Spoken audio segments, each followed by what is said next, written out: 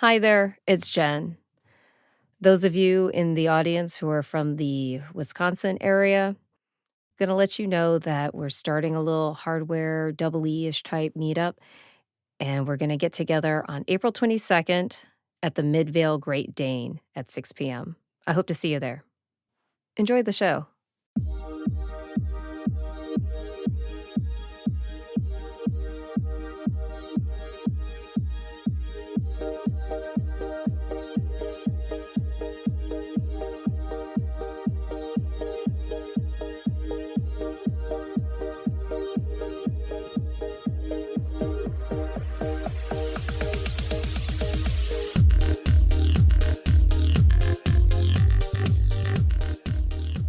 Welcome to the Unnamed Reverse Engineering Podcast.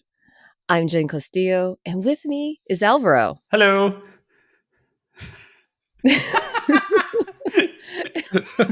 And I didn't know if you were going to say the right. I love the fact that we have an unbroken streak of laughing at the start of every show. We couldn't write this down, but like, cue laughter. This is episode 69, and before we forget to introduce our guest, with us is Ian from DangerousPrototypes. Hi, welcome. I'm Ian. You want to say hi? I'm Ian again, so Alvaro's not stepping on you. Hi, I'm Ian. Do you want to play the baseball sound now? Yes, please. I'm Ian from DangerousPrototypes, and I make things. Welcome to the show. Can you tell us a little bit about yourself? I don't know. That's a hard question. Let's see. Where do you want me to start? Who are you? Please. Let's start from your birth and your social security number if you have one. My credit card number is. I make open hardware. I've been making open hardware for quite a while now. I started posting electronics projects to Instructables.com, like right around the time they opened. And they had some contests, and I entered some contests. Sometimes it was electronics, but also like I did onion rings and some chocolates. And I just had a good time with it. I was really into it. Wait. What do you mean by I did onion rings? I won an award with a Halloween-themed Ghostly Onion O's project. Yeah, I know. That's my response too. And I'm like, my face is also like, well, do you mean onion rings or do you mean Funyuns? No, like onion rings. Okay. They're quite good. Okay. Well, before we go, this is not the Unnamed Onion Ring podcast. No. Let's get back to your life. Okay. So I've been doing open source for a long time. I got my start posting in Instructables projects and electronics projects and other stuff. And then I bounced around a few blogs where people paid me a little pittance. And I was a broke grad student, so I used that to sort of fund my projects, fund my electronics habits, have a little bit of money for that. And eventually I landed at Hackaday. And I did several feature projects there, but the one that really took off was the BusPirate. And the BusPirate is, should we describe it now? Yeah. What? Okay. Yeah. Okay. Yeah, just a little bit, a little amuse-bouche. Okay, description. amuse-bouche. The BusPirate is it's sort of like people call it a Swiss Army knife of hacking, of protocol hacking. It's a simple serial terminal interface that lets you send commands to chips on various popular common buses like I2C, SPI, UART, OneWire, things like that. And you type in commands and it converts them to the right protocol, sends it to a chip or a sensor, and then grabs the response. And this is useful because often when you work with a new chip or sensor, you have to set up a whole tool chain, a compiler, an IDE, some way to flash and burn your software into your chip. And then you have to write code, and you put that code on your chip. And does it actually work? Maybe not. So then you try again. And you just land in this drudgery of like compile, burn, test, compile, burn, test. And what the BusPirate does is it lets you sit down with a data sheet open on your monitor and a serial terminal in another.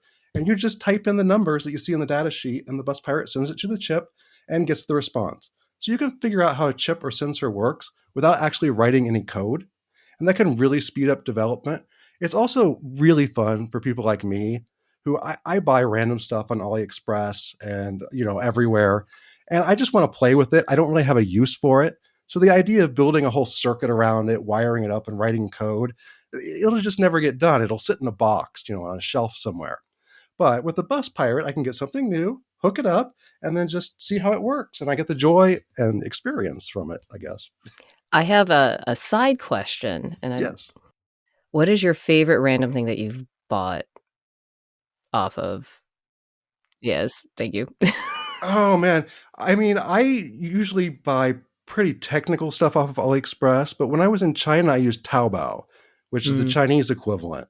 And I bought really bizarre things on there. Often they would just offer me things. They'd be suggested offers, and they'd be heavily marked down. And I would just say, yes, yes, yes, yes, yes. Give me all of these.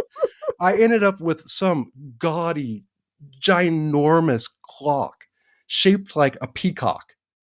What? Yeah. Wait. I have a question. When it hits on the clock, on the, on the dot, on the hour, do the feathers do something crazy? No, or is it just statically shaped like a peacock? Because I really want it to be animated. Oh, no. Unfortunately, it wasn't animated, and it arrived broken. So I never got to experience the joys of the peacock clock. Yes. Wait, was it broken? The clock, the little hands and things were all crushed and deformed. Oh, yeah. But that doesn't stop you from... Okay, anyway, back to... Do you need this in your life? I can probably find you one. No. Although, I miss going to the electronic markets and people would just pick up random stuff, and then you'd find it at sorry, I'm going to look at Alvaro, at the Hardware Reverse Engineering meetup in Mountain View. That's how you suddenly end up with what was it? There was a scoreboard, one of those Ripple cards. Oh, always. Yeah, there's always random hardware around. Yeah. Okay. So you bought lots of random stuff. Yes. Sometimes it worked out. Sometimes it worked out. Sometimes it did not. Yeah, and I should say, because folks these days are probably more familiar with tools using MicroPython, where you can just type into your device and do stuff real time. This was not a thing 10, 15 years ago. No, absolutely not. Even your I'm thinking back to Cypress and some of the other chip vendors, even they didn't quite have those tools. No, I know they definitely do now, but and even the professional tools, it was a GUI that works on Windows if you're lucky, and not very good. Tell me don't worry, they're still making that IDE in Windows that it does not work. At least it's cross-platform now, but back then you just needed a serial terminal. Go on, talk shit. I call that stuff crapware. You end up with the software on a computer side, and it's supposed to interface some hardware, but as the years go on, it just stops working with your OS, and you end up with crapware that doesn't do what you need, and you'd have to spend time fixing it, and who knows how to fix it at this point. So we've been moving as much as we can into the BusPirate to eliminate that sort of crapware side of things. It's a tool, not a project, right? That's the difference. When you have to tinker with your tool to do the basic thing, it's not being helpful anymore. Well, tell the chip makers that, because they seem to think that they have a lot of projects. It's true. So I guess before we go deep into the BusPirate, I wanted to ask you about DangerousPrototypes, which is how I've known you and the BusPirate all along. I remember, must have been Maker Faire 2012 or 2013. As I probably met you at the Jerry Ellsworth Spring Hack dinners, which were so much fun. I think you used to do videos interviewing people about their projects, and it was a blast. Yeah, it was my first memories of you, and that was all DangerousPrototypes. Is how you're Ian from DangerousPrototypes, basically. That's right? me. So can you tell us a little bit about that? Okay, well, I can pick up from where I left off, I guess. So the BusPirate was sort of a personal project, and I posted on my website and put it in the public domain, and it was sort of a collection of scripts that I used to debug some wireless sensor networks and stuff that I was working on in school. And it evolved into a tool that could do all of these different protocols with this little command line interface. And so I wrote about that when I worked at Hackaday, and I used the BusPirate to demonstrate how chips work. Because it's a very visual way to say, you put in these numbers, you read this number of bytes back, and then you decode it this way, and this is how this chip works. All right? It's a nice visual demonstration, and it turned out to be really popular. So Seed Studio, who's a company in Shenzhen, and they were 3 people at the time, they contacted me and said, hey, we'll make a couple copies and we'll see if anybody wants to buy it. And I said, oh, that's great. You can do that. But I'll buy one and you'll be stuck with 19. And what happened, though, is the chip ran out of stock and they accepted orders over an entire summer. And at the end of the summer, I think they had 1,200 orders or something like that. I was absolutely blown away. I'd never thought that many people would want a copy of my little project. Eric told me he would make 20 copies. And I told him straight up, I will buy one and you'll have 19 rotting away in your office. I really did not think it would get out that far. And from there, I started Dangerous Prototypes to do more open source hardware projects. And my goal was to do one open source hardware project a month. And that was pretty ambitious. And I think over the first 3 years, I probably averaged about one a month. But they, didn't always come on schedule. And sometimes we had more roll out all at once. But we kind of averaged one a month for 2 or 3 years. So I'm doing all these projects and I'm putting them in the public domain because I want to make things specifically that people can tear apart and repurpose however they want without any concerns about licensing or attribution or copyleft or anything. Did all of them in the public domain so they can be completely reused. And I think that's part of the longevity of some of the projects is that people could keep recycling them. They didn't have to do anything or acknowledge it or pay a royalty or any of that sort of stuff. I'm curious. Yes. Does the fact that you went through all of that, did you feel like that ate up more time than the actual design time? Which part? The documentation? Not the documentation, the checking to make sure that they weren't going to deal with royalties or licensing or other, reuse issues along the way. All the clearing for that, as you were mentioning. Oh, well, I did all my own designs and I wrote all my own firmware. So I just dedicated it to the public domain or do Creative Commons 0 just to make sure anybody can use it however they want. I did mostly tools. I did like the BusPirate, of course. I did several different versions of logic analyzers, debuggers, dev boards. And even now I have people come up and say, oh, I have this. And I don't honestly remember making it. I have a Bus Blaster. And I actually know what that one is. It's an FT2232 chip, right? That does JTAG and SPI and some other buses. And it's got, I believe, a CPLD in front of it. I used that to program various microcontrollers before I had a J-Link or anything like that. The Bus Blaster kind of did it all. Yeah, there are a lot of fun projects. I enjoyed working on all of them, and I learned just so much. It was such an educational experience rolling all of these different styles of hardware and learning how to build it and finding the manufacturing corner cases when people got stuff that didn't work right for them. And sort of learning how to deal with all of that stuff was a really interesting experience. And were you doing this full time or were you doing something like as a day job at the time? I mean, I was technically a graduate student at the time. Were you attending classes? I was all but dissertation. I was in that sort of floating around, need to write my dissertation and hadn't quite gotten around to it. And then maybe I got distracted by something that, was more fun. So at some point, I started spending more time in Shenzhen to visit C's studio and also to hang out in Huaqiangbei, which I assume is cliche at this point. It's the world's largest electronics market. And at first, I kind of stayed in these dusty business hotels in the Lohu district, which is right next to the Hong Kong border. And there's just nothing out there. There's these massive lit up KTV places, karaoke places, and huge, entertainment for business dudes. And that's not really me. And I just really didn't like it. It was quite lonely there. But eventually on one trip, I stayed in the market in this little neighborhood called Nanyuan. And it translates to South Park, quite literally. And they have a South Park elementary school. And there was a neighbor kid at one point who called himself Stan in English, and he attended South Park Elementary School. And he understood the joke, which I found very impressive. And, he had a VPN, clearly. Yeah. And, there it was completely different. Yeah. It was just, there was community. There was a community of foreigners, not just people doing electronics specifically, but sourcing things from all over the Shenzhen area. Yeah. And there was a community of locals, of Chinese people who came from all over China to work in the markets and to build their life there. So it was just an incredibly diverse place, like foods from all over China, every cuisine you could imagine from every corner of China, and just all of these cultures around music and entertainment. Mhm. And it was just this incredibly diverse place, and it felt like a real neighborhood and a real community. And then you have all these amenities like the fantastic metro system and public transit Mhm. and the high-speed rail that can get you all over the province in a matter of minutes, right? Yeah. And I just fell in love with that stuff, and eventually I just stayed. I just didn't go back to Amsterdam. I just stayed there, Yeah.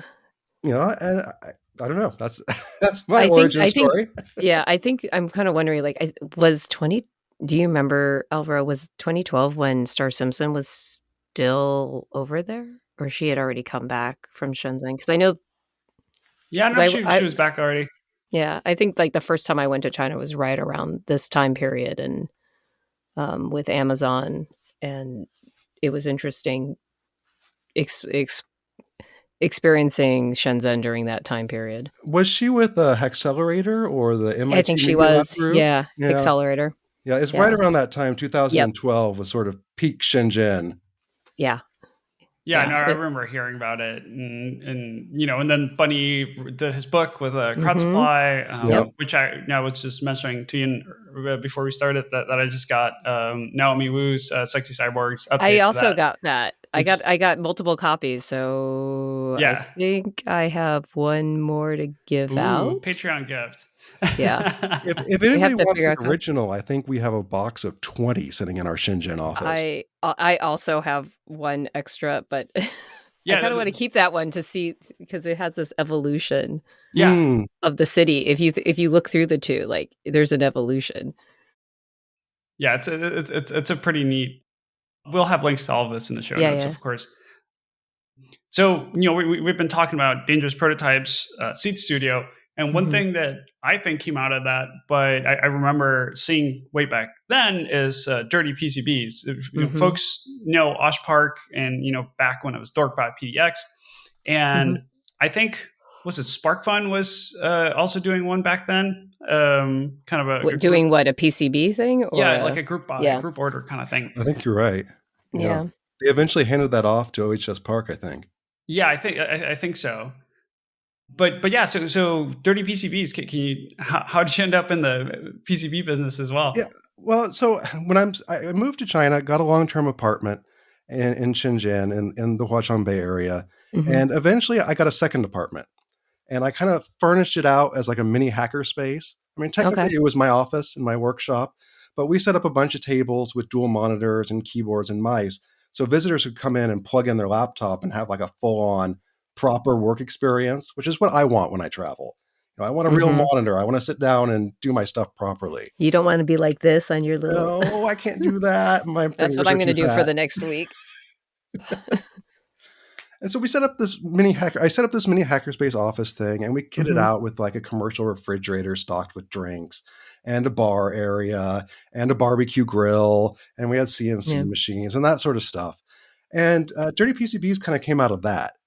Like at the time, buying PCBs was still a pretty big deal. Like you guys mentioned, shared panels and all of Mhm. this stuff, and the Western facing options weren't cheap.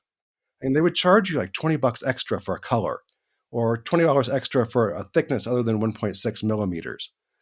And in China, the reality was nobody charged for any of that stuff. It was all just a flat rate. But ordering PCBs in China was labor intensive.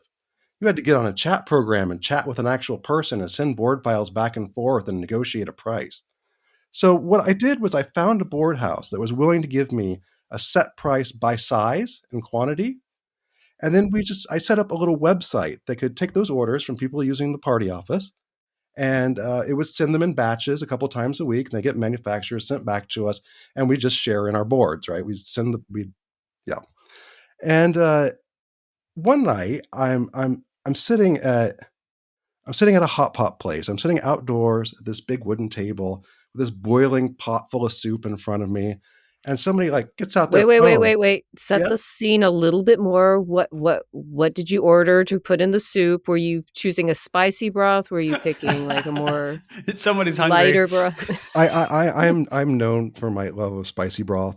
Yeah. I asked them to make one so hot once Yeah. that the other patrons inside complained, and Oh no. they carried our table outside to in front of the restaurant and made us sit there. It's kind of the equivalent of being sat in the corner. And from then on, they would put a table outside for me. Yeah. Nice. But going back, what were you putting in the soup for hot pot? I imagine it would be beef and fried tofu skin. Okay. And fuju is sort of like the wrinkly tofu Oh yeah. stick thing. Okay. Those are my go-tos. Okay. Do you want my sauce recipe? I'm not against it, but I'm just trying to bring the scene to life. Because you have these little sauce bars, and they have like all these little pots of things. It's like a sauce buffet. Yeah. And I have two. Did you create your own custom sauce flight? Basically, I have two sauces I like.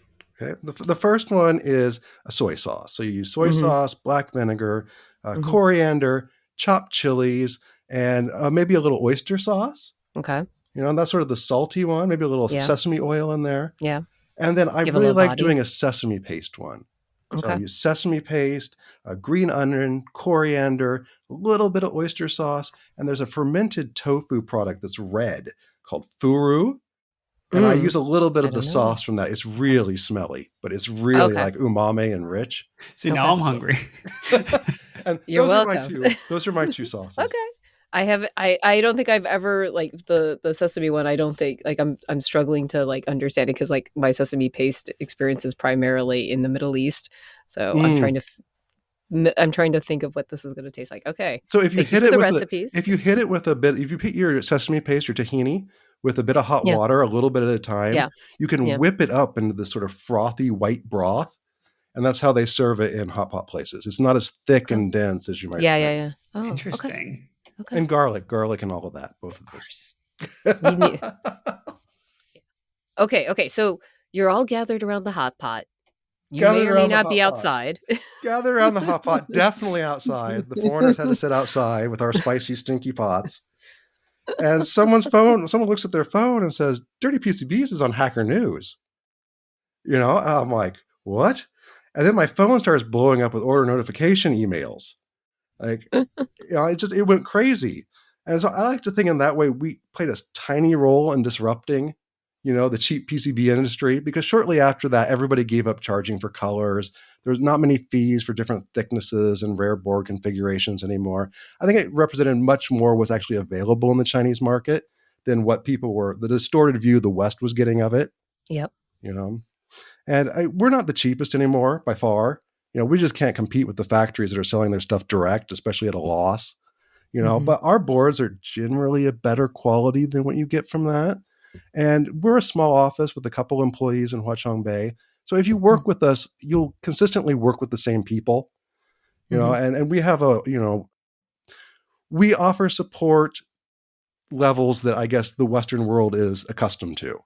Is what I would say, because I'm a Westerner, so I run it like you would a Western company.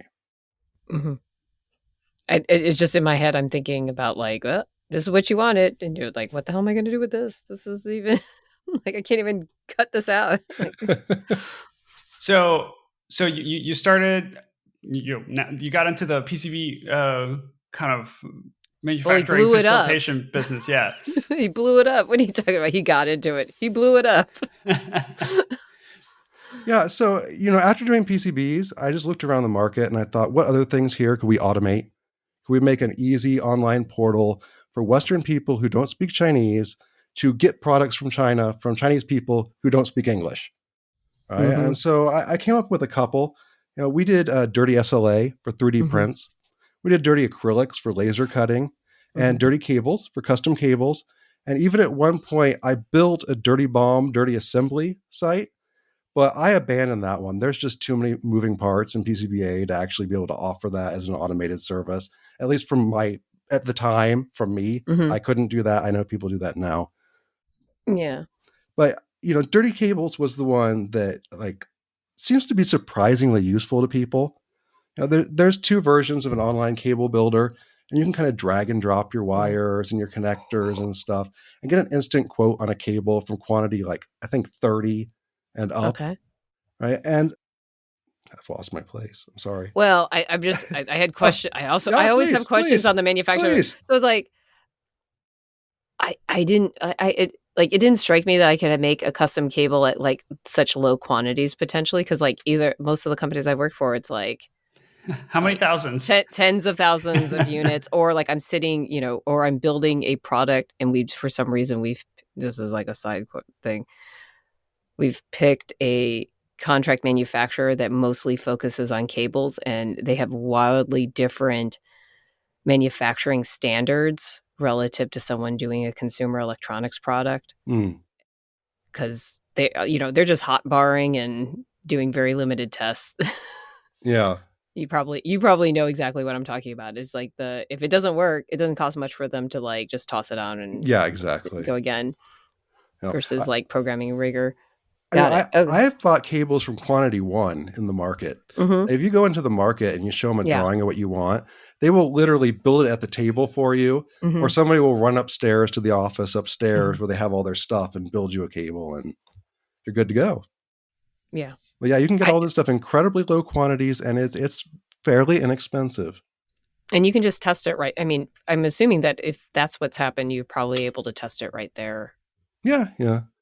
And most of it's not complicated stuff. If you have a cramp and a housing and a wire, and you're pretty good to go. And that's one thing that most people don't realize they can do, which is one of the things I want to highlight here, is that if you have a project that you're making, like say tens of maybe, and you're hand wiring, hand soldering stuff, you can literally get a custom cable harness made, right? With like a connector with like 10 pins on one side and then 10 individual connectors on the other side. People don't have to do this by hand anymore. That's what I want to highlight. Dirty Cables has been a really interesting project. I really think it helps a lot of people put a professional touch on their projects. You can get that pro look instead of your sort of soldered together and shrink tubed up handmade cables. Hey, I represent that. Me too. When I get a chance, when I get a chance to do something.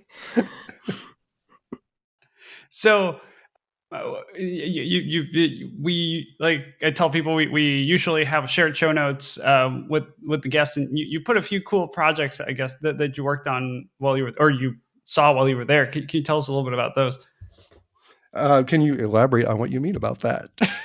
I see something about pink anodized capacitors. Okay, we'll skip to that. I don't get to tell my what's the important about. Oh no, we can go with the bus story. I want to call out Kevin. Here's the joy of Kevin, talking with us. Here's the joy of talking to us. Nothing has to be linear. Oh, great. We can always circle back. Yeah. No, we're still in the first question. So at some point we started having all these hackers stay in South Park, and it became a really sticky community. We'd go out every night and eat barbecue or eat lamb. I think soap and water will help with that, though. And eat lamb roasted at your table, or go to the hot pot places. And foot massage was a really popular activity after walking through the markets all day.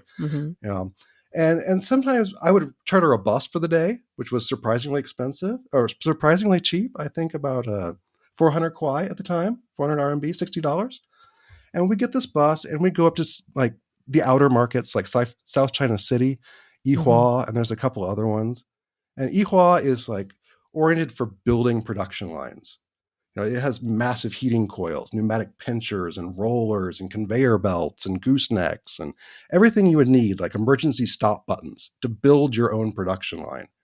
And then South China Market is where you buy the inputs for your production line. And it's like multiple square kilometers, big. And the whole thing is covered by this corrugated blue plastic roof. So it has this sort of weird blue light that shines down on you when you're in there. There's all these little blocks. It's divided into little blocks. You can drive through the little streets, and you can pick up the plastic pellets for your ABS factory. You can pick up solvents.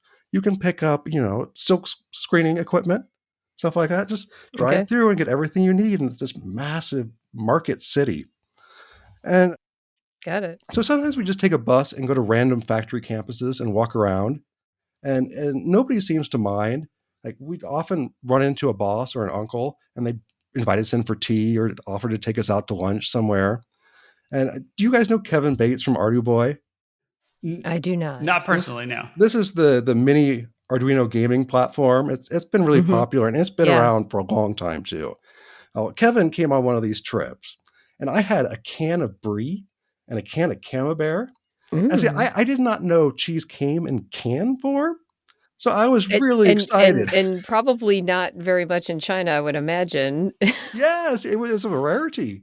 You went to the special store. Yes, I did.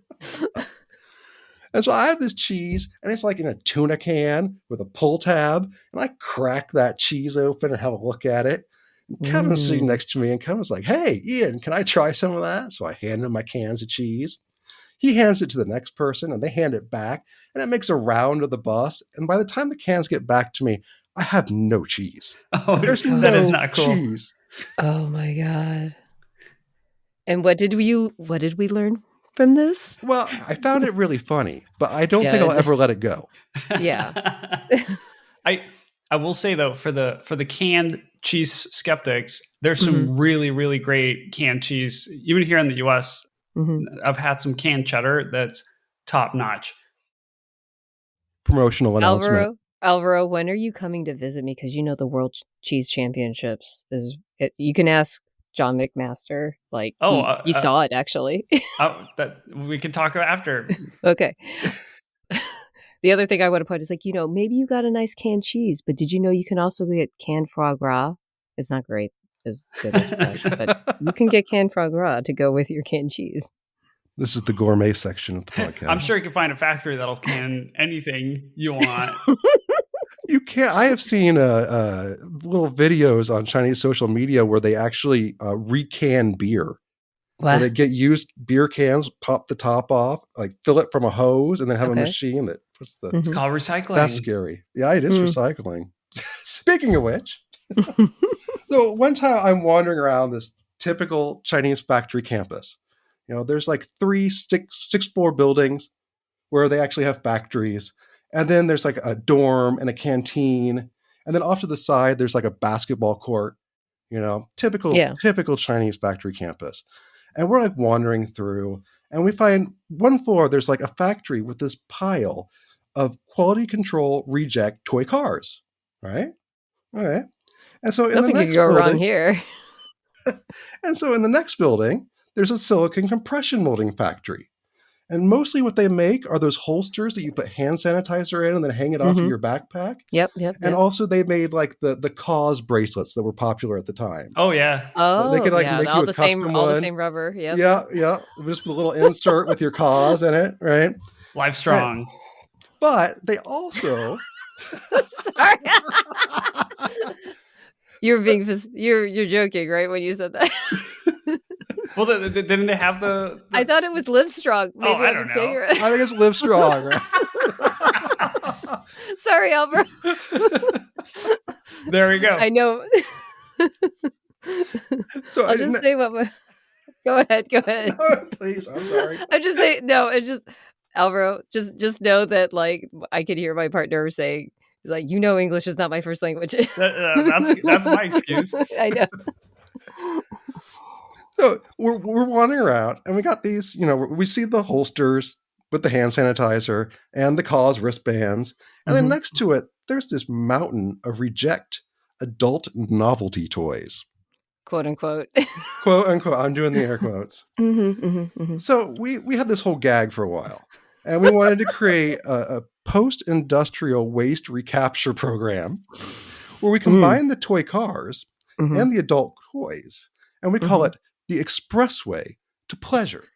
And you have to make 2 upper swooping hand motions while you say it. Yeah. Emphasis on expressway to pleasure. Right? And it started out as a gag. Go ahead. Sorry. No. It's just right now what's in my head is, did either of you see Idiocracy? No. Yes, is that exactly what you're thinking? Okay, great. Okay, continue. So it started out as a gag, but then I actually did it.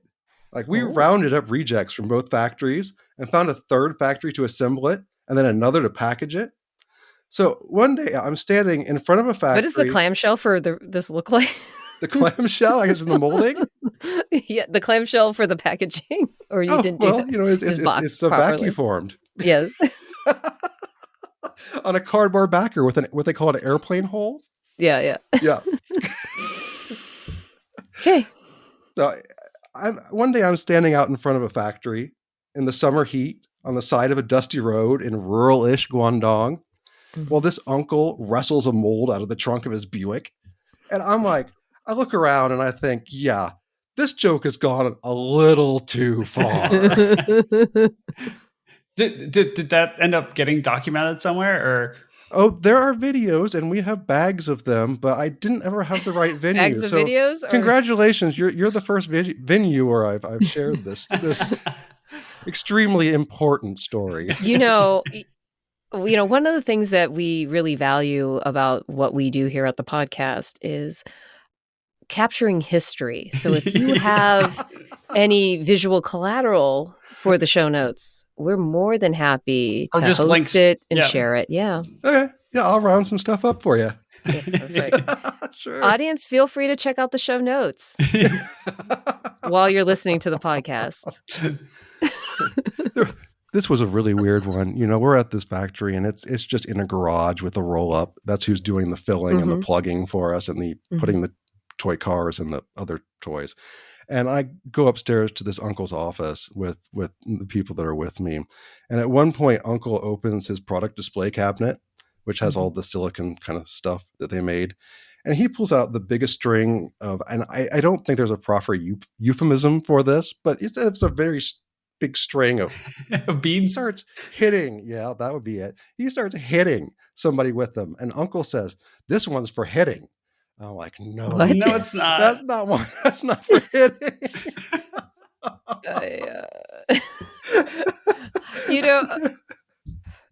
There was an older woman in the previous dance studio I was at, and she was an older woman. She would always come with a lot of stuff with her, like accessory. I don't know how to explain accessories, but some people bring foam rollers and stuff. She would bring like a rolling pin, a bath mat, and she would just whack herself with them to like warm up.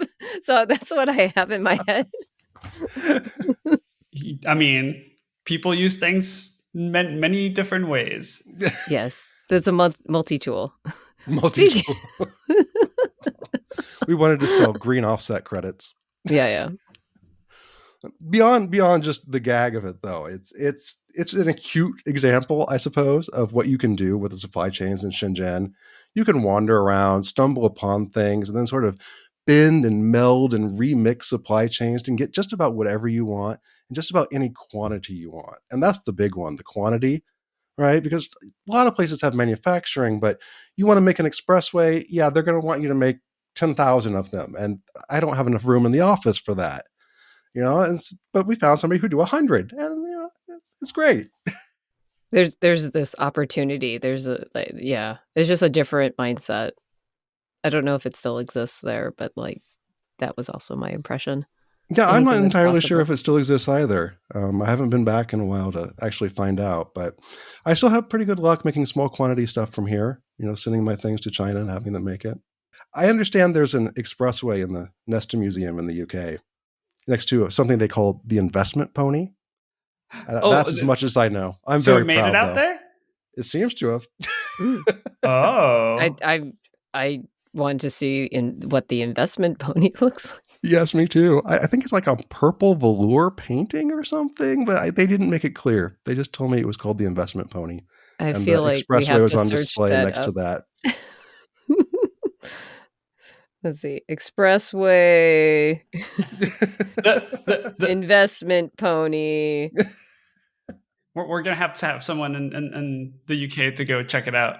There's Pony AI, autonomous heavy truck completes first trials on public expressway. Well, that's disturbing. That's the problem now. You're going to be able to get generated stuff for all these things. Yeah. We gave this out as sort of a gag gift when people would come visit Shenzhen, because you can explain how we went through this whole process of manufacturing and did all this stuff and came up with this thing at the end, which is not particularly useful, but it is interesting, and it's an interesting example of what you can do in Shenzhen. And I think we have about a dozen left in the office if anybody desperately needs one. Dogs love them. Like my dog will run and fetch it just loves it. So, okay, this is on DuckDuckGo, so bear this in mind. If you type in investment pony in quotes, you get investment ponies for sale, equinnow.com. So, not what I expected. Okay. So the next one that caught my eye was pink capacitors, pink anodized capacitors. Yeah, well, this How can was I get just these? yeah, this was an itch. I wanted to make pink capacitors, right? I thought, well, they're aluminum cans. Certainly, you can anodize that, right? And then I get to go to an anodizing factory. I get to go to a capacitor factory. How much fun would that be, right? Oh, so well, it started off with pink, but then once we got the stuff, we turned and said, well, we can do rainbow plus black, And I found a little capacitor factory, and he was willing to sell us the metal cans that go on 10 UF capacitors, the surface mount kind. And then I found an anodizing factory, and they put the little cans on little clips on a rack and stuck them in the anodizing tank, and they came out just looking gorgeous. Just beautiful, bright colors and really nice finish. And so then we went back to the capacitor factory, and they ran them through their production line, which was amazing. Like, imagine all these rainbow color little metal cans whizzing and whirring and spinning through all the machinery that like wraps and crimps capacitors and fills them with electrolyte. It was just amazing. And there's a lot more labor involved than I thought, because there's just continuous people going and resetting machines when they jam. Yeah. And there's just constantly alarms going off and things to be tended to. But unfortunately, the anodizing process did something to the surface of the metal. So the inside, the inside didn't make a good seal anymore. So they had leaked electrolyte like immediately. Like we left the factory with a big Ziploc bag of them, and as we were driving down the road, like it got wetter and wetter and wetter and wetter. Right. So we have a few reels of them in the Shenzhen office, but I don't dare ship them anywhere. Like I don't want my pink capacitors to bring down an airplane. That would be just bad. Bad reputation. I feel like right now is the right time to ship them through via airplane. Just make sure you pick a Boeing. They won't blame you for it. They're never going to catch on. I also feel a bit bad for the factory that let us do it, because when we left, like all of their equipment was covered in pink and purple and red and blue anodizing, like rub off, yeah, exactly. Yeah. I'm sure they found it amusing. No, they didn't. I imagine afterwards he was cursing me. And it did not become a big thing. It's not like something he was like, inspired and copied and put into the market himself. Like that tells you all you needed to know. That tells you all you need to know. Nobody copied. Exactly. It was a bad idea. Yeah.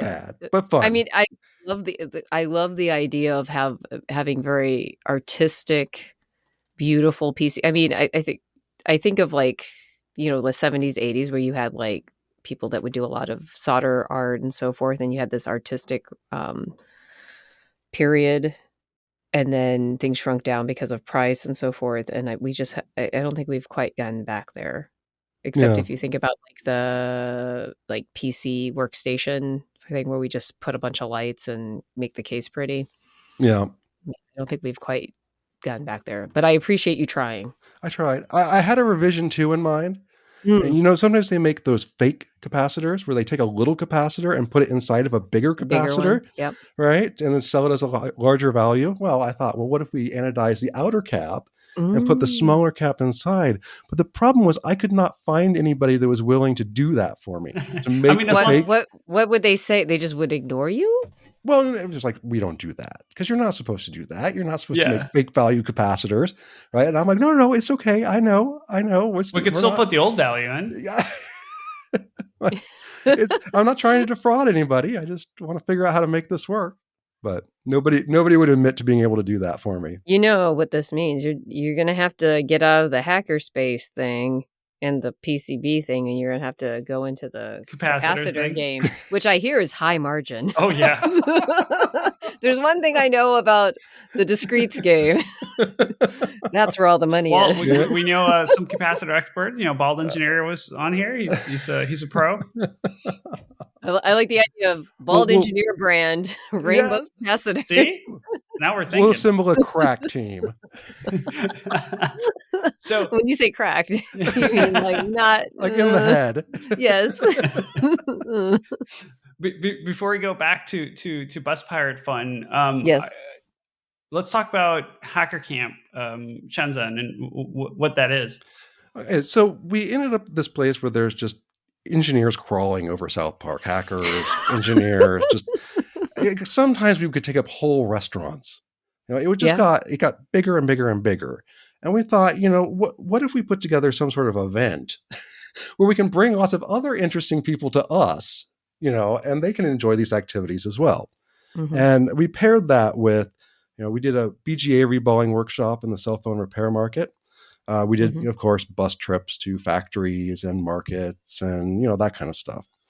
And it was, it's set against this very walkable, very mixed use neighborhood where everybody can stay in hotels, walk outside, meet each other at a barbecue place or a hot pot place. And, it really fosters a sense of community, just be able to live that tightly with that many interesting people from all over.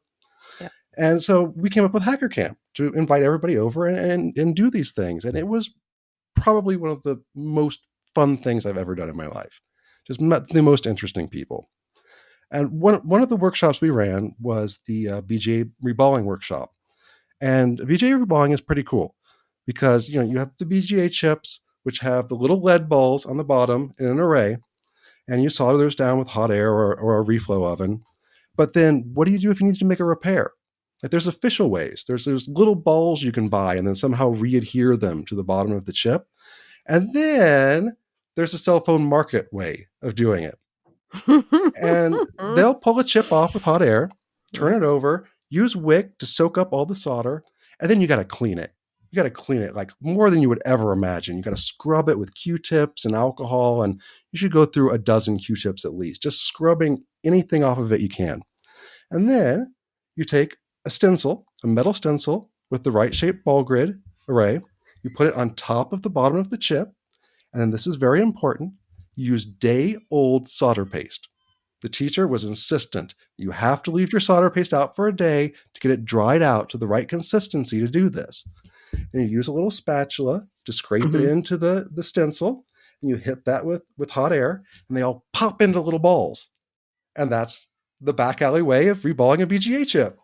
I love it. I love it. I'm How thick is that stencil? I mean, obviously it has to be pretty thin, I would imagine. It's just like a typical PCB stencil. Thickness matters particularly on the BGA, as I thought. No, I'm not sure how thick. It's probably a combination of aperture and Yep. thickness, but they're usually pretty thin. Yeah. I know, it's just I've seen people get the wrong thickness of stencil and then have very small parts, and then they just have a lot of solder bridges. Yeah. Okay. Hey, there's this thing that you did that we wanted to talk to you about. And I think really? It's Oh, really? That thing. Yeah, folks are like, I'm here for BusPirate. That thing. I don't want to press you for time, but can you tell us the entire history of it?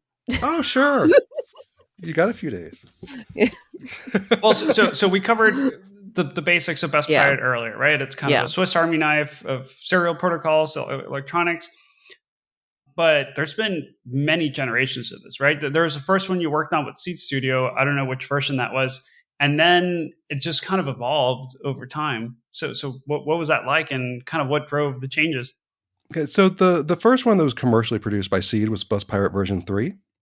And that used a PIC microcontroller, a 24FJ0064, I believe. I don't care. I hate PIC, so okay. There you go. Well, and so upset about that Atmel acquisition. Yeah. It's been a while though, so I should get over it. Okay, as you were saying, and this is PIC. I used a PIC, and it's a 16-bit chip with very limited RAM, very limited flash, but it had this awesome peripheral called Peripheral Pin Select. So you could choose what pins to put what peripherals on, which lets us have a consistent output for all the different hardware modules on the chip. Right? So you could use the same 4 or 5 I/O pins and get everything out on those same pins, which made a BusPirate really easy to build. Yeah. And, that was still the best chip for that up until the RP2040 came out.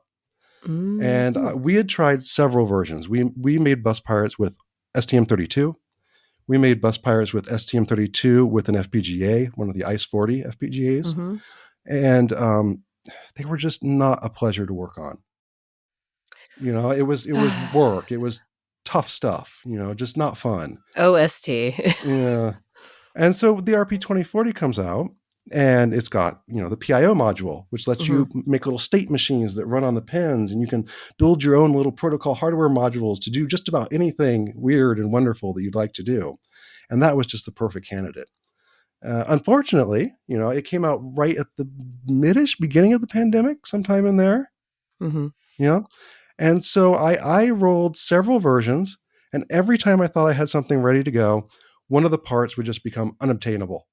Like it just dry up. Unobtainium? Yep. Yeah. And one big one, like the last one, was the digital analog converter chip. And I specifically designed it to be supply chain proof. There were 6 different models by 2 different manufacturers that could be used. Boom, gone. Just absolutely nothing. I have to say, like, I wasn't working directly on the hardware supply chain anything, but it was just amazing to see the effects overall. Like, especially for us small volume folk. Yeah. Yeah, there was some point, I want to say it would have been a year ago now at this point, where the PIC chip on the old BusPirate, it went out of stock everywhere. And Microchip's estimated delivery date was like a year and a half in the future. And even today, if you look, they've advanced it another year. Yeah, so I assume they're going to discontinue. They're going to discontinue this chip. Yeah. But eventually, I rolled something that was pretty supply chain proof. Got rid of that DAC and used the PWM on the RP2040, which is not what I wanted to do, but it works and it's free. Essentially. Engineering. And if you look at the BusPirate 5, it only has one button. And it originally had 3. And the reason it has one button is I had to use 2 pins for the PWM to control the power supply. So that's why we have just one button. Okay, so question. Yes. For that one button, what does it do? And is it multimodal? Okay, well, during startup, you can push the button to skip startup sequences. So, for example, we layer multiple firmwares inside the BusPirate to do different things. And you can set to jump to one of those on startup. But if you want to reset it and go to the main firmware, you can hold the button during startup and it'll boot into the main BusPirate firmware. So it is multimodal. Yeah. Also, it can escape from some things. Like, there's a UART tunnel mode, a UART bridge mode. In order to get out of that, you can push the button and it pops back out. It also can do things like repeating commands. So you have a repetitive command and you don't want to use the keyboard. You can push the button and it'll play the last command over and over and over. You can program it to do a lot of things. A lot of that functionality isn't quite there yet. Like I'm going to do a big workover on the button soon and see what we can do with it. I have some good suggestions in the forum, and I think it'll be useful, even though it's just one. It sounds like you've thought through the user experience quite a bit. Sorry, I'm really enjoying user experience these days. And the main interface is like you're still using a computer to talk to it, right? Like that's kind of the primary. Yeah, it connects to a USB port, and the new BusPirate shows up as 2 USB UART CDC class and a mass storage device, because it has about 100 megabytes of internal flash storage. So you can copy files onto it. You can, dump flash chips onto the flash storage. You can dump things onto the flash storage and then copy it back onto the computer to work with. And it has save settings and things like that. Ooh. So you can see it as a drive on your computer. And also, I'm not going into any line here. I'm sorry. I'm just off on a tangent. The really cool thing that it's always been a command line, but it was a command line that had like 1 character commands. Because we were just looping over the input and processing things. And of course, numbers, binary, decimal, hexadecimal, we had to assemble those into binary and then spit them out. But other than that, everything was just 1-letter commands because that's all we had room for. That's all we could handle. And on the new one, we have a proper command line. Like you type full-on commands that are held as that are stored as programs in separate files. And you can type words, yes. And you can use flags. You can use dash, flags and all sorts of things. And they all have help.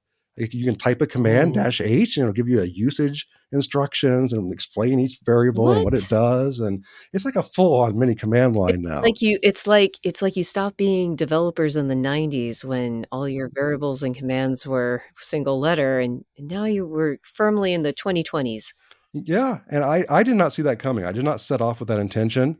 It's just as I developed the firmware, as I kept working on it, it was like, oh, wait, we can actually do all of this. Well, and when you have so much flash space, Yeah. you can be more liberal with your text. Words. You don't have to be so terse and concise. Yes. On the original BusPirate, we had to make a separate file with all of the text like packed into 16-bit words and then read out from that, just because there was no space in the firmware to store strings independently. Like they had to be packed into a blob. And now we have a whole translation system. Like you can change the language in the BusPirate terminal from the terminal. You don't have to load a different firmware. You don't have to do anything like that. We can store multiple translations, like to our heart's content, I think. Are you still using C, or did you go with MicroPython? Yeah, I was going to ask. It feels Python-y. Okay, well, there wasn't a huge existing base of C to work on, both the original BusPirate stuff and then things I wanted to add on GitHub, like this universal serial flash programmer library. And like what the stuff I wanted to use tends to be in C. Mm-hmm. So I stuck with C and worked in C. I know you asked if I had a preference. I don't have a preference. I will literally work in any language you put in front of me. But if you have a library of tools already there, then that makes more sense. Yeah. So I just stuck with C because it's what the original was, and it's what the software I could adopt from other open source projects tended to be in. So what are some other kind of upgrades, differences with the BusPirate 5 with this latest version that you couldn't do before? Okay, well, one big thing is we added a little LCD. The problem has always been, how do you label the pins? How do you label pins on something where their function changes on the fly, right? And know your state without it having to be a mental load on the engineer. Exactly. And so we have a little LCD that shows the pin numbers. It shows the current function of that pin. And also we sweep through and measure the voltage on every pin about every half second. So it shows the voltage on all the pins as well. And that to me was a killer feature, because I often end up doing this thing where I have to hold a multimeter probe, one on ground, one into a little place, and all at the same time I'm trying to type with my fingers somehow to make something happen. Is this Well, you don't have like little micro probes holding it for you and an assistant? I was going to say. And a third hand? Well, this will pair beautifully with the PC Byte, if anyone has seen those. What is a PC Byte? The PC Byte is the magnetic probe. Yeah. We've probably mentioned them before, but this is brilliant.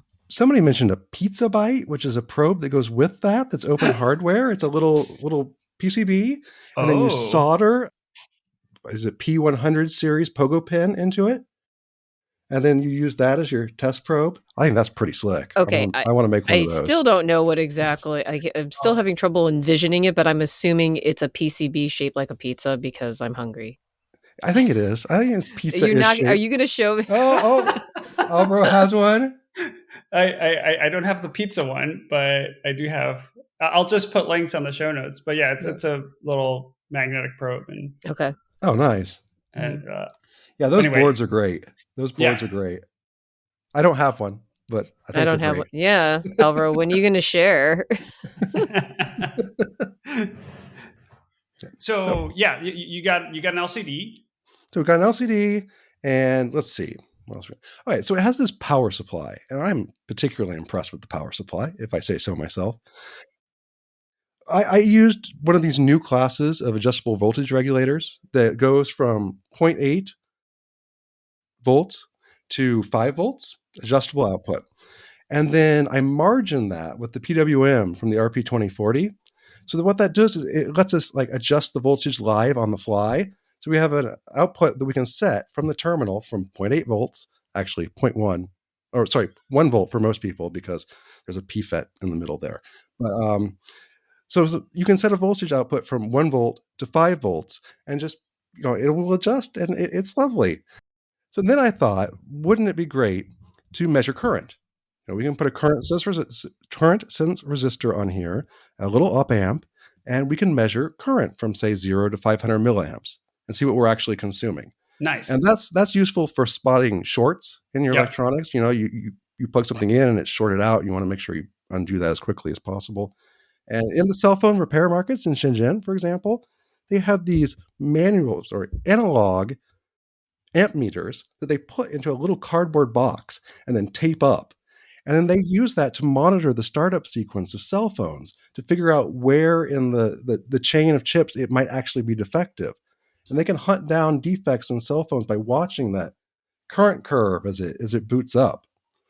And so I wanted to add a current sense. So I put in a current sense resistor and an op amp, and then we measure that, which is great. And then I thought, well, what if we put a comparator on here?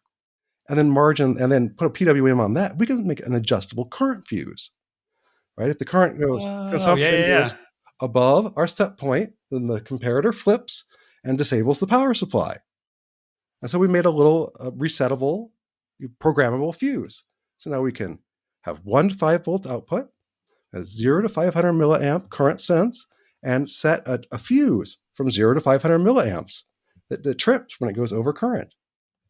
I'm particularly happy with that. I think that's super useful because, like you say, when you're bringing up a circuit or analyzing a circuit that perhaps you don't know, you might connect to power and ground by mistake, or when you're reworking something you're short. And having a current limited or fused power supply will save many a project. Yeah, absolutely. And another big thing, the original BusPirate had 3.3 volts output, but it had 5 volt tolerant pins. So you could use pull-up resistors and an open drain style bus to interface it from 1.2 volts to 5 volts, somewhere in that neighborhood. Mm-hmm. But, open drain buses are quite slow. You need that pull-up there, and it comes up slow, so your max speeds are quite low. And on the new BusPirate, we're using a really common bidirectional buffer that has partial power down, 5 volt tolerance no matter what, all of these great features.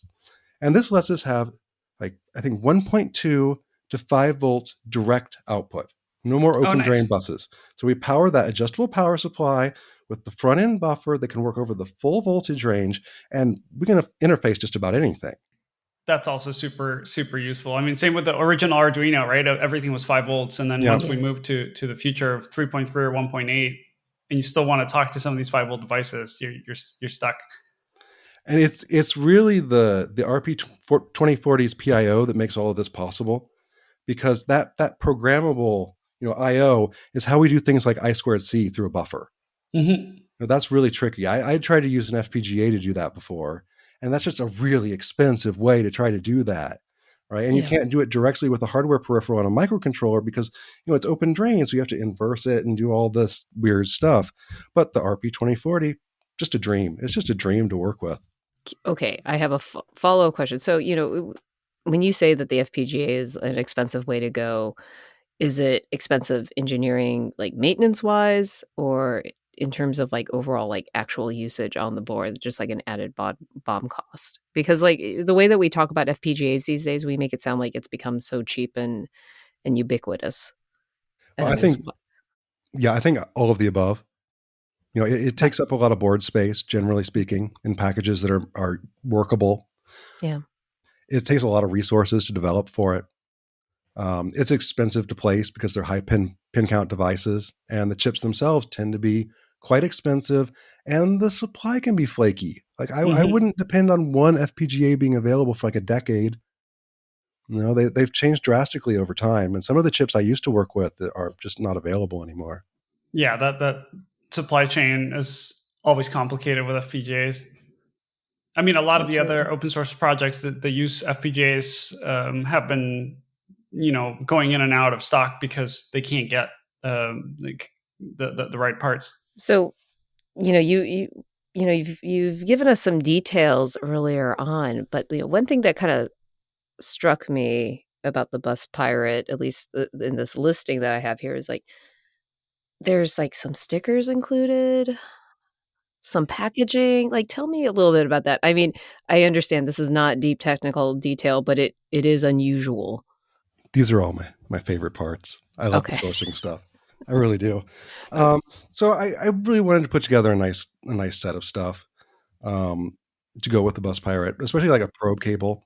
We always had problems with probe cables in the past. They just ended up being kind of ugly ribbon cable affairs with soldered on cheap probe hooks. So I found a really nice silicon-coated wire with really fine strands that are tinned, and it just has a lovely drape and feel to it. It's not like the thin copper wire that we're used to. It's really Mhm. quite nice stuff.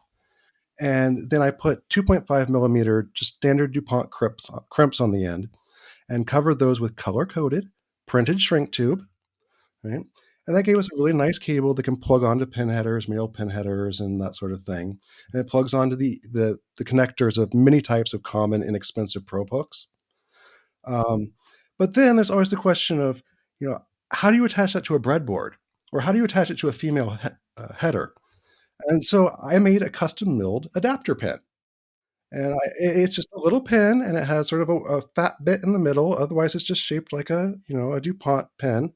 And one side goes in the probe cable, and one side goes into the breadboard or into a male header, or sorry, female header, a female header strip. And it works really great. I really like it. I find myself using it constantly. So most CNC milling places couldn't make our tiny little pen. So we had to hunt down somebody who could actually do it. And it turned out pogo pin manufacturers can do that. So we found a pogo pin manufacturer that would actually nice. mill these tiny little pins for us. And we bought MOQ, and I dog fooded them for a while, using them on my own workbench while I developed the BusPirate. And we revised them 3 times. The first time was just to set the length a little bit more appropriately. And then the third time is because they were so well balanced. They're so well milled that they just roll. They just roll off the table and Yeah. spin. And so I had a flat milled on 2 edges. So now they sit flat. Oh, okay. And okay, so you asked about packaging. Yes. Yeah. I So- mean, I am really appreciating the specificity that you have around the accessories on there, because yes, cheap accessories really undermine all of this. But the packaging, like, not to defer, not to like bring up other, but it's been interesting to watch Salier's evolution on their packaging. And so like I want to hear about yours. Well, I've done custom boxes in the past. And I ended up with like 10,000 custom printed boxes that took up an entire storage closet in my office. And then we didn't do anything with them. So we ended up throwing it away. And it's not cheap. And the MOQs are quite high for that sort of stuff. And it takes up space to store it. What's an MLQ? A minimum order quantity. Thank you. The minimum number that they're willing to pop out of the factory for you. And so I wanted to do something, but I didn't want to create a lot of waste, because it's just packaging that's literally going to be mailed out and then thrown away. So what we ended up with was small cardboard boxes. They're called T boxes, the ones that fold open and upwards. And then we wrapped them with the wrappers they use on bento box takeaway lunches. And they laser cut those. Those aren't die cut anymore. They laser cut them, so you can do really funky shapes, and it doesn't cost any extra, and there's no tooling cost. And it's cheap. It's fast, and the MOQ is very low. And the results of this modern printing are just absolutely gorgeous. We have a nice matte finish paper, and they pre-folded the edges for us. So when we wrap it around the box, it has fold points that come under and a little bit of sticker on the bottom. Nice. That turned out very well. And then, yes, I wanted to do a holographic genuine sticker. Right? The kind of you see with the holograms. It says genuine quality or whatever. But that seemed kind of cliche, and I couldn't figure out how to make my own custom hologram in a quantity that was reasonable. So I made a scratch and sniff sticker.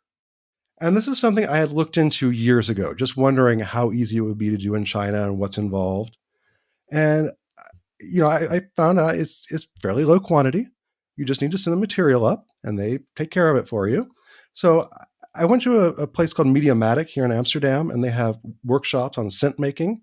And I took their scent making workshop. So I was sort of familiar with what you do. And then I bought some stuff, and I mixed up the BusPirate 5 scent. And it is a heady combination of plastic off-gassing, freshly painted factory floors in that very specific green color, with just a hint of diesel. It sounds like it sounds like the second floor of a factory near the door. Yes. And so I found an outfit in Shanghai that sold perfumery molecules, had them ship it to my sticker making people, and they mixed it up. And there was some mistranslation on my part because she said she wanted pure oil. And I thought that meant pure chemicals, not diluted with water. But instead, she meant thickened. So I have this video where she's shaking this water bottle full of my chemicals at me, saying, this is not thick enough. So we found some common cosmetic thickener that's used in like Yeah. lipsticks and makeups and stuff. And we thickened it with that. And then they put it through a microencapsulation process where they enclose the scent in little tiny balls. And then they print that onto the sticker. And then we made it. That's And then- really cool. Sticker. That is amazing. It was I really feel like indulgent. Alvaro, we've been through some scent workshops together. Oh, yeah. That's a Oh, we separate. have, yes. And I'm wondering, do we have a scent? Do we I- want to have the official for scent the reverse of the engineering. we'll have to Is it work on sweat? that. Sweat and ambiguity, and maybe some cheese? Giggles. Yeah. So, as I know Jen's gonna have to head out in a little bit, but I want to ask you: the BusPirate has been, like you say, thousands of people have used it over the years. What are some of the most interesting uses you've seen for it, or projects that people have used it with? I mean, that's a real hard one. I don't know. I guess what I prepared for your question is that what surprises me most is now that I've been doing the version 5 after so many years of delay, and finally found a platform I want to work on and push it out there. I'm surprised by how many PMs and DMs and emails I've gotten from people saying, hey, I was there in the beginning and I got my start with the BusPirate, and, now I'm an engineer, or now I'm in software development, or now, I make things. And I didn't expect that. I really didn't. I thought it was just a fun hobby tool, but to hear that it had an impact in their lives, that's really meaningful. That's And pretty awesome. Yeah. It's kind of funny because I also got my start with the BusPirate. Like that's where I really cut my teeth and learned all the different protocols and all the different hardware modules, and learned to write, crapware on the computer side and develop terrible protocols and all of that sort of stuff. Part of your evolution, of course. Yes. Maturing. Let's see. We had a couple more questions. So maybe this one got a little lost. Yes. Thank you, Alvaro. I'm highlighting stuff. Yeah, I know. Document. I'm trying not to do like the bad segue that I did last time. I mean, we kind of covered this a little bit, but We did.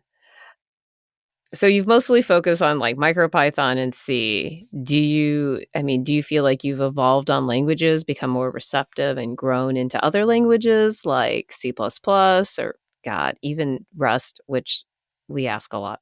Yeah, we ask this question a lot. I'm pretty language agnostic. It's always been the case that I generally, more often than not, end up hacking somebody else's stuff, at least first, to cut my teeth on it. Yeah. And so I end up working in all sorts of languages that I wouldn't choose necessarily to start a project in, be it Perl or Python or something obscure and weird. So I don't personally have a preference. And I did the BusPirate in C because the old one was in C. And there's a lot of good libraries out there that we can incorporate, open source libraries from GitHub that we can incorporate and add features quickly. Yeah. And that's just the way it sort of went. I don't object to any other languages. I think Rust is the one to keep your eye on. I've worked with some Rust code and it's really succinct. For better or for worse, I think it requires a lot fewer lines of code to write something in Rust than in C or C++. That's the general opinion, but at the same time, if there's a transition, it's a big transition. Yeah, I mean, that's going to take a while, but if it gets this safer code for similar effort, I'll take it. Yeah, absolutely. And speaking of, we're talking languages, but I'm curious, what are you using for hardware for your CAD? Oh, KiCad. Yes. Yeah, right. Yeah, we fully made the conversion several years back. I think it was around version 5.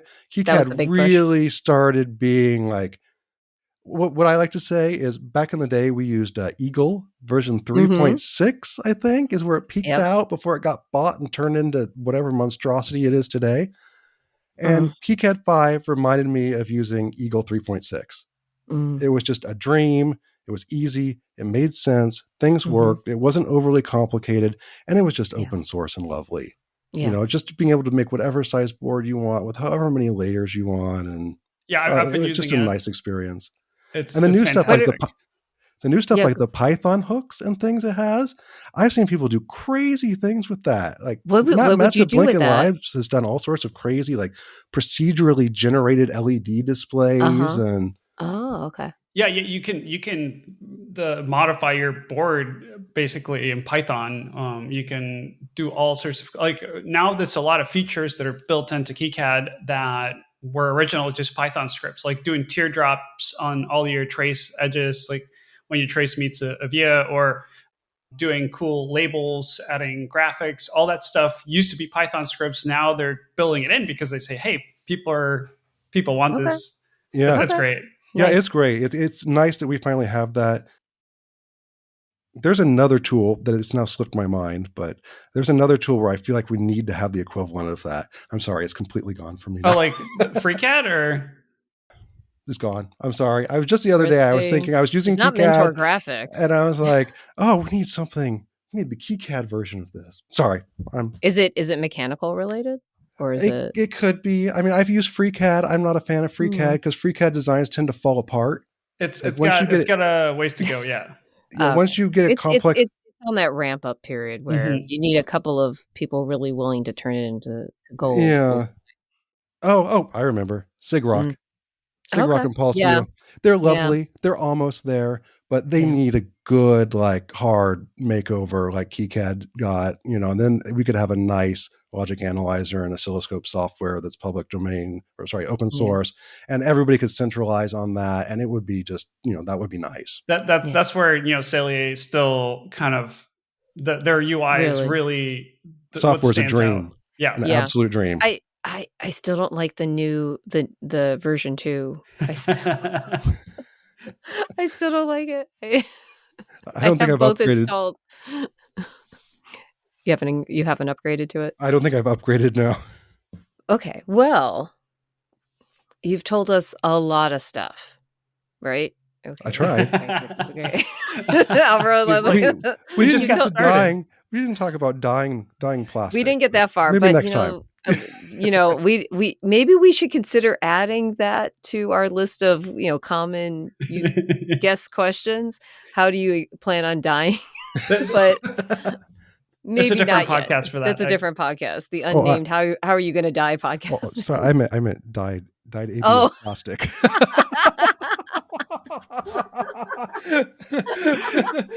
Jan wants to kill you off already. See? Yeah, goodness. I want to hear for an hour, and you're plotting my death. we started from like very early in your life. So. It's like, let me try to craft this into like a valid question. Then, Ian, tell me your favorite way to die thing.